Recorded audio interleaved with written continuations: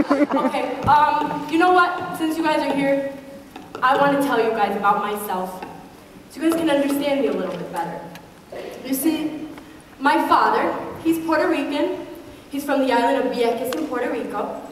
And my mother, her parents are from Puerto Rico, but she's what we call New Yorican, because she was raised in New York. So you can already know that caused a lot of confusion, because when they would fight, when they would argue, let me tell you, because my mother, when she would tell us to go to our room, she was, Cristina, how many times did I tell you to go to your room? I tell you every single day to go to your room and you don't listen. And she would, Cristina, what are you going to do? Elsie, I'm sorry, but every time that I tell the children to go to their room, they don't listen. What do you want? What do you want from me, Elsie? And I would just look, she was, Cristina, cierra la puerta and go to your room.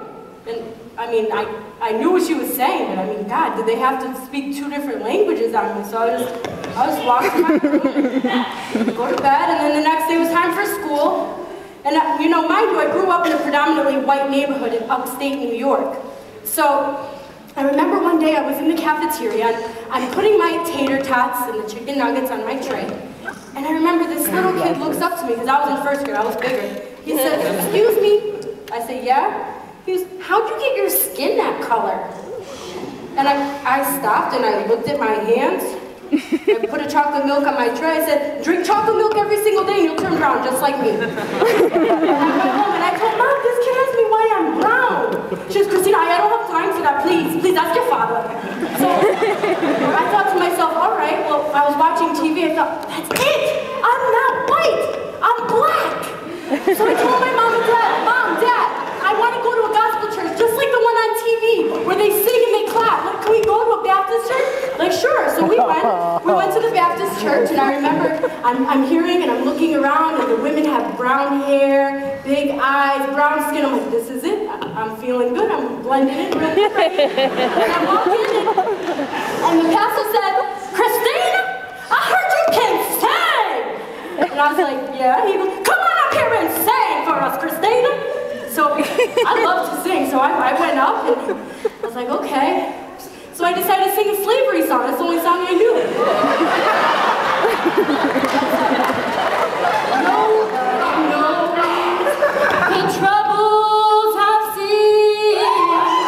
Get it! Woo!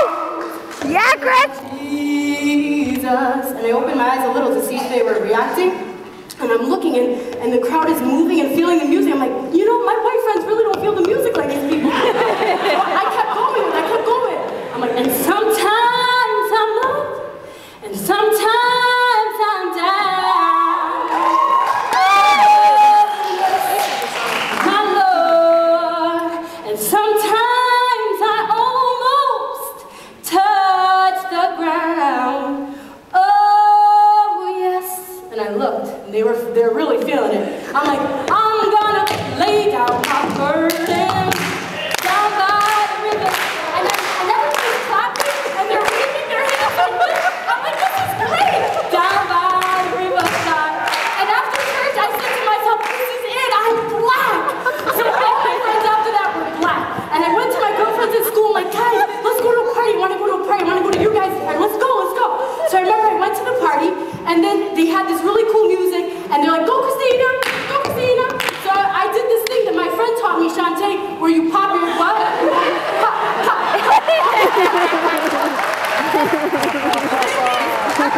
Every time that they kept cheering me on, I kept trying to pop my butt. They're like, Christina, no, stick it out more. But I couldn't. And I left the party early. I felt really bad. My girlfriend Shantae could booty pop me any day. I went home and I decided I'm not black. I'm not black. So then I told my mom and dad, Mom, Dad, I've decided I don't want to go to college right away. My dad goes, what? I said, no, Bobby, I want to go to Brazil. I want to be an exchange student. I want to be an ambassador. So he's like, okay. So I went to Brazil. Went to Brazil for a year. I learned Portuguese. And I learned how to samba, where they go like this in Rio de Janeiro. And so when I came back to New York, and there wasn't a lot of Brazilians, but I decided to go to a salsa club. I thought it would be close. So I went to a salsa club, and you know, there were some cute guys over there, and they go, hey, mommy, let's dance. So I didn't know how to salsa, I didn't know how to merengue, so I did what I knew, samba. So I'm going like this in a salsa club, and he's, ¿pero qué es eso? Cálmate, mami. He goes, you have to move like this. Como plato de con salami. Okay, I learned that here. You know what? I'm not Brazilian either. So then I decided, Mom, Dad, I gotta get out of here. I'm going to Miami. I'm gonna find myself in Miami.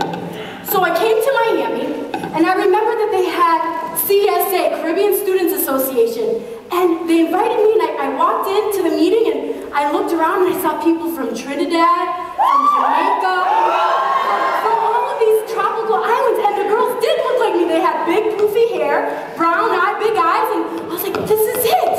You know, it's not about being white, it's not about being black, it's about being a mixture of everything. I am a Caribbean, I am a mixture of all of it. And what I want to do for you guys today is I want to sing the national anthem of Puerto Rico with all the pride I feel in my heart. La tierra de Borinquen, donde he nacido yo, es un jardín florido de mágico blindor, un cielo siempre nítido le sirve de dosel y dan arrullos plácidos las olas a sus pies cuando a sus playas llegó Colombia.